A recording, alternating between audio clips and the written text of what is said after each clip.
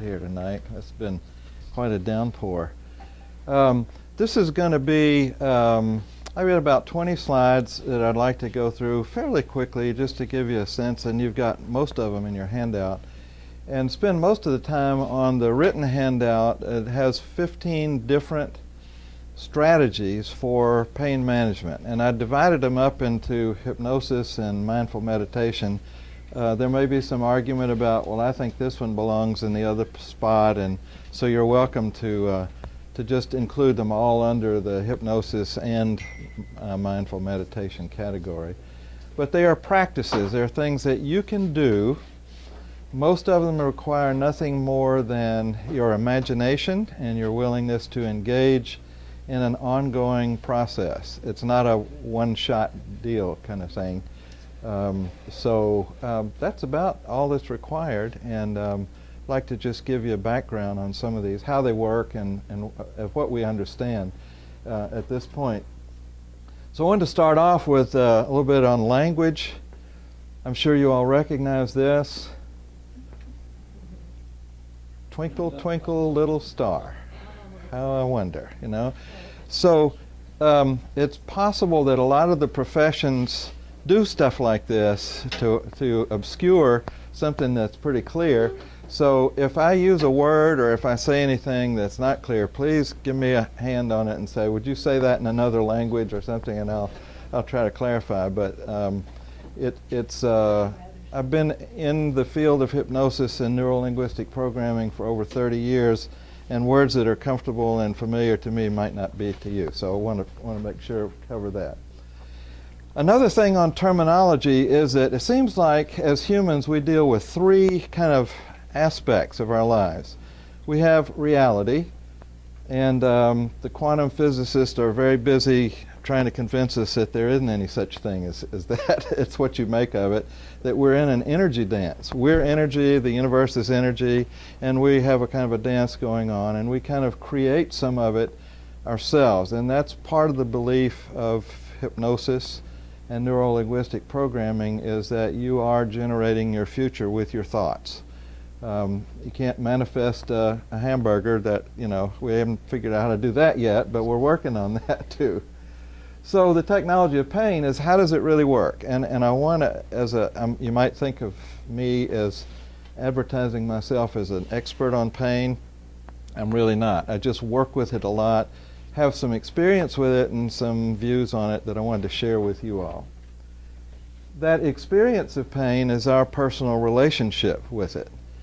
And some of you, I hope, came out of curiosity and are not in pain. Others, I'm sure, have aches and pains. I wake up with an assortment of them. Somebody said if I ever wake up and I don't have any pain, I'll probably be dead.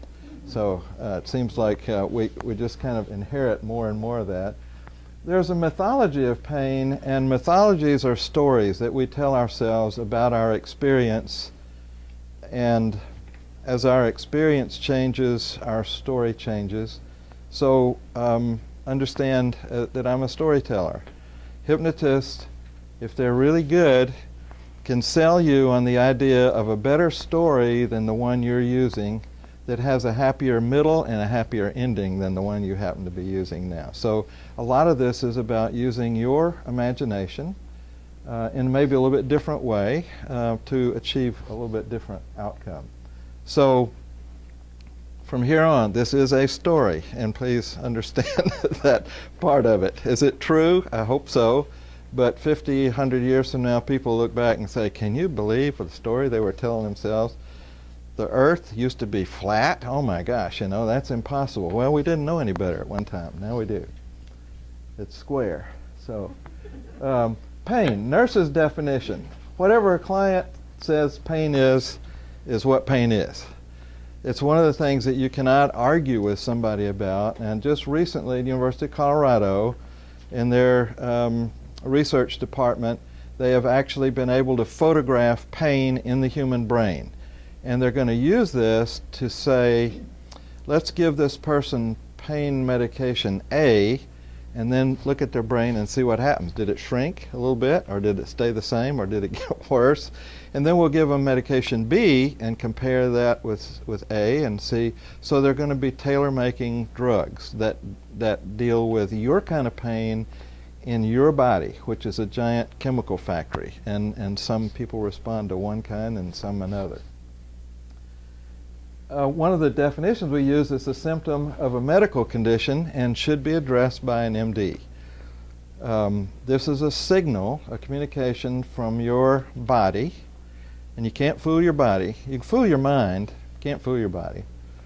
And if you don't pay your dues now, you'll be paying them later. If you need to make a change in your lifestyle and you don't do it, you can get away with it for a while, but your body will eventually let you know. It'll whisper at first, and then it'll speak to you, and then it'll shout. And you all know what that feels like. So we're going to get ahead of it before that happens. A message that says that something is not right. And that something could be any number of things. Lifestyle, eating, sleeping, stress management techniques, all these different things play a part in it. It's a pattern interrupt designed to get your attention to make this change that you need to make in order to have the pain go away. Find a different way of adapting to what you're doing in your life. So, dealing with this language again, one of the things I found that there's a difference between pain and suffering. Pain is inevitable, suffering is not. So want to sort of establish that is this is an interpretation that includes a lot more than just the physical things that are going on. And the interesting thing is we don't really know much about the physical part of it.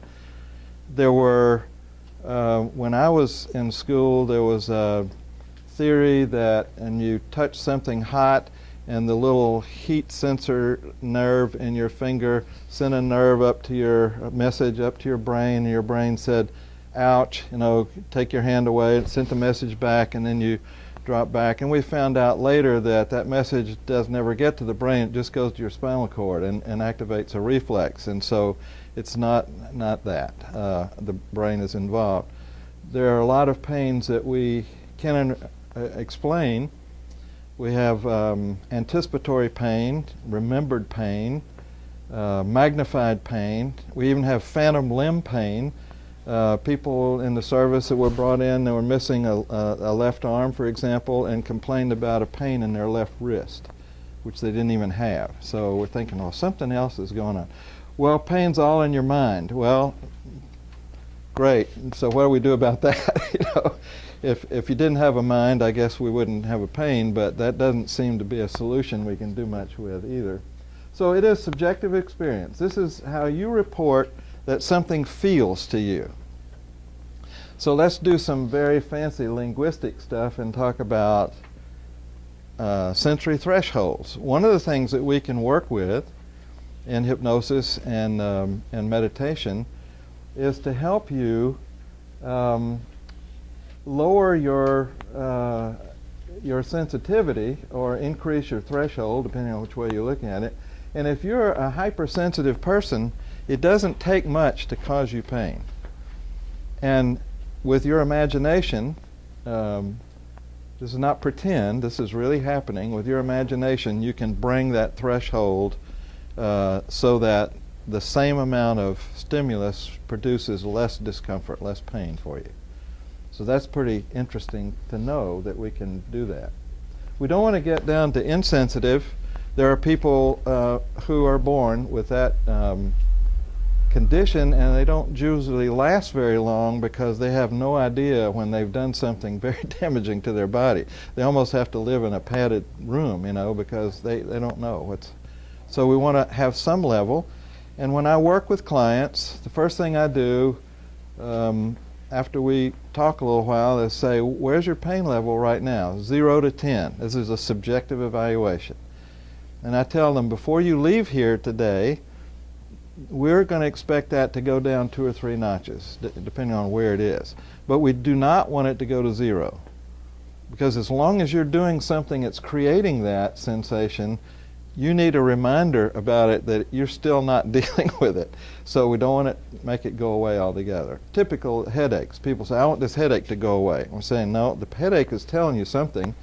That's why you need to see an MD first to find out what might be caused. But we want to bring it down with a little level that tells you, you still haven't dealt with this yet. So there's a little protective device in there. The next thing is that we talk about pain and suffering as if it were the same thing. And had our little word play earlier says that pain is more of a physiological thing.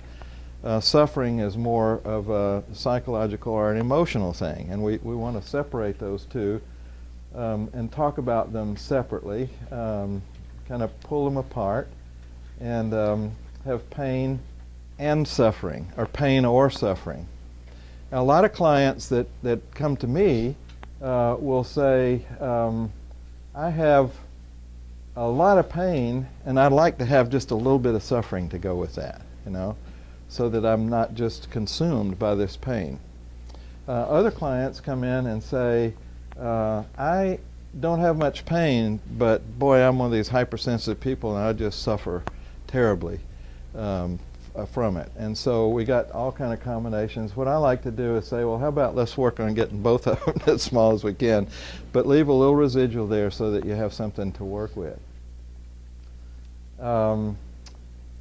Talking about hypnosis, so you get an idea of what that is. I have a definition of hypnosis, very ambiguous, which is a good hypnotic definition. It's anything that causes you to go into a trance state. And you've all been hypnotized before, many, many times. That's one of my trick questions. Highway hypnosis, when you drive by your exit, oh, there goes, I forgot to turn, Good books, good movies, good discussions, sometimes good meals, all very hypnotic kind of things. It's that you sort of get lost in it, and you have an awareness of that, but not much else around it. Trance, on the other hand, and so hypnosis is a process that causes you to go into the trance. The trance itself, a couple of definitions. One is a mental state where you're paying attention to one thing pretty much exclusively, and you're not paying attention to anything else. By that definition, we're in trance about 99% of the time. So one of my goals as a client comes in is to get you out of your trance and get you into another trance that works better than the one that you're in right now. It's just kind of trance shifting, I guess you could call it. Another one, more traditional, is where there's a rapport that builds up between two people, the hypnotist and the client. And the reason for developing that rapport is that we have a factor that works when we're wide awake in our so-called beta state, and I'll tell you a little bit more about beta state. It's called critical factor. So if you want to make a change, your critical factor is alive and well when you're awake, and I could say, in an hour and a half, when you leave here, your suffering level is going to reduce by 3 points. Now you may say, yeah, that's what I want. That's good. Your critical factor is back there saying, you believe that? I mean, that is preposterous. I mean, it has never happened before. What makes you think it's going to happen now? Blah, blah, blah, blah, blah, and it just keeps going. And it argues against what you would be able to imagine. So one of the things that hypnosis does, and I'll show you how it works, is to quiet down critical factor. It's your gullibility detector. Good that we have it, because you don't buy bridges and swampland in Florida and things like that, because your critical factor is alive and well. It's evaluating what goes on. But it does get in the way of your being able to make changes. So we have a conscious mind, and it might look something like that. I enlarged it a lot. It's not really that big, but I wanted you to be able to see it, And we have an unconscious, which is really bigger than that, bigger than this building and this shopping center, and probably bigger than Sarasota. We don't know what it will hold. But I like to think of the unconscious as like a hard disk records everything that's ever happened to you from probably maybe conception and birth, whatever, at some early point. Every sound, sight, feeling, idea, taste, smell, whatever, it's all recorded. And people say, well, I can't remember that. Well, you really can remember it. You can't recall it, maybe, but it's stored. It's on the disk, and we can access it with hypnosis. The conscious mind is the part of you that makes decisions. It can make choice. The unconscious is like a hard disk. It doesn't choose anything. It just stores the stuff that goes on there. And it can pull some of that stuff back again. That's where every habit that you have stored on your hard disk. That's why you can do things without having to think about them, like talk and walk and eat and drive a car. It's because you've gone through the process of transferring it from your conscious mind into your unconscious, and now you can execute those little subroutines or those little programs without having to really invest a lot of conscious effort in it anymore. So, a little bit about the two minds. So, if you were to hook us up to an EEG machine right now, I'm assuming all of us would be in what we call beta state, which is wide awake, normal, daily being awake. When we say I'm awake, that's usually what we mean. And that is 13 to 25 hertz for the scientists out there. Hertz is beats per second. So 13 to 25 beats every second. That may not sound like a lot, but if you tried to count 13 times in a second, it's just really ripping along. If you sit down after doing a task and you think, I just want to relax, it feels so good, you're moving into alpha. That's 9 to 12 hertz, and your body's slowing down, and so is your brain, and that's what we call relax or light trance state. If you continued sitting there, maybe in your comfortable chair in front of an exciting political discussion or football game or something like that, you might slip off into theta state, which we call a deeper trance. And this is the twilight zone, sort of. You're not asleep, but you're not awake either in these two middle ones. And then if you continued on, you'd go into normal delta sleep, which is 0.5 to 4 hertz. So my job as a hypnotist is to say, I want to keep you from going to sleep. Probably never heard that from a hypnotist. They say, sleep, sleep, Don't really want you to do that. I want you to go towards sleep, but not get there. And that's what we're used to doing. When we go to sleep, what we do is we start out here at beta, and then variously, either fast or slow, we go right here. These are pass-throughs. In hypnosis, they're the state that you want to stay in. So my job is to keep you from going to sleep, and you can't really do much about that because you're programmed from early in your life that when I leave beta, I'm going to delta.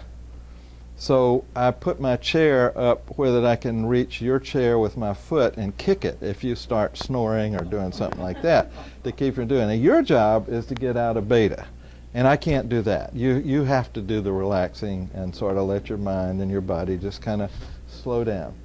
So alpha theta is where the magic happens, and that's what hypnotists use to make these changes possible for you.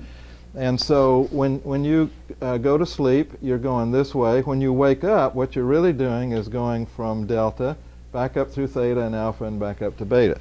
Now, how many of you do that really fast? Nobody. Everybody kind of climbs up and gets your cup of coffee, walk around a little bit, So for a while, you're sort of transitioning through theta and alpha until you get back fully awake. How many of you go to sleep really fast? A couple do that. Okay, learn how to just zip right down through there. Though you would be a little bit of a problem for me because I'd have to interrupt you from making that journey all the way to keep you from going to sleep. Now alpha theta, the good thing about it is that's where critical factor begins to fade out. Starts fading a lot in alpha, fades out a whole lot in theta. And so what these look like, if we could see the brain waves on an oscilloscope, beta would look like this. very active, you know, it's just really going, and you're wide awake. As you begin to relax and you slip into alpha, you can see this thing beginning to stretch out a little bit. It's kind of calming down, and you're just starting to look kind of relaxed there. And then if you get into theta, it stretches out even more, and now you're in the twilight zone. Wonderful place to be. This is where lots of the magic can happen in theta. And then if you continued on, which I try to help you avoid, you'd be in delta, which is the normal sleep state. Now I have ways to tell whether you're sleeping or not, and I'm looking for indications from you to see whether any of these things are happening, and I know right away that you've gone to sleep on me. And snoring is another one that I use. And so I'd kick the chair a little bit, say, come back, don't come all the way back, but come back a little bit, because you need to be able, there's nothing wrong with sleep, but except that you filter out most of the sounds unless they're urgent, like a baby crying or an alarm clock. And well, men aren't sensitive to baby crying, but women are highly sensitive to that. So critical faculty, this part that distinguishes between what's real and what am I imagining. And it's really the part that really cares about that kind of a distinction. The unconscious doesn't really care about whether it's real or whether it's just imagination. It's just storing it. It doesn't make any difference. Is it something that you believe, or something's told you to believe, or you read it in a book and you believe it? Well, it just stores it in there as data.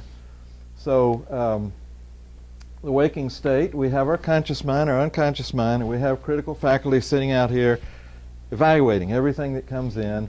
And when we move into the hypnotic state, critical faculty just goes away. It's depotentiated, or it fades into the background. And so it's kind of a willful suspension of disbelief. That's a fancy way of saying it. I just say it's your imagination. That's all that's required in order to be really good at this. Changing to another topic of mindful meditation, and I have a trouble sometimes distinguishing between these, because I've already said that we're always in a trance, so that means we're always hypnotized. And this is something you can do while you're in a trance here. Being present in the present moment all the time without judgment. And so I'm going to tell you how to use that. A lot of our being conscious is not present. And we found out that you can't do something yesterday and you can't do something tomorrow. You can only do something right now. We only have here and now, but we tend to think differently. Our conscious mind is dealing with past, present, future in a very abstract way. Your unconscious mind, always present in the present, has to be, because it's running your body. 70 trillion cells. It's on a first-name basis with every one of them, running your digestive system, respiratory, circulatory, and all your organs, the whole chemical system of your body. And so it can't afford to take a vacation and go, I'm going to think about what I did yesterday. You know, it's got to be right here running that big, complicated system, and running it all in the background. We don't even have to be aware of it. So meditation is an inwardly directed focus of attention.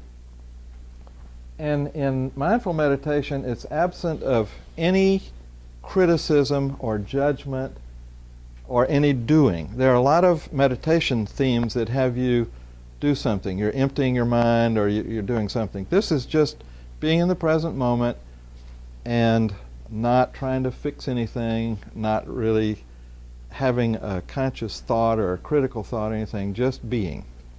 So I want to tell you a little bit about how to use some of these now. And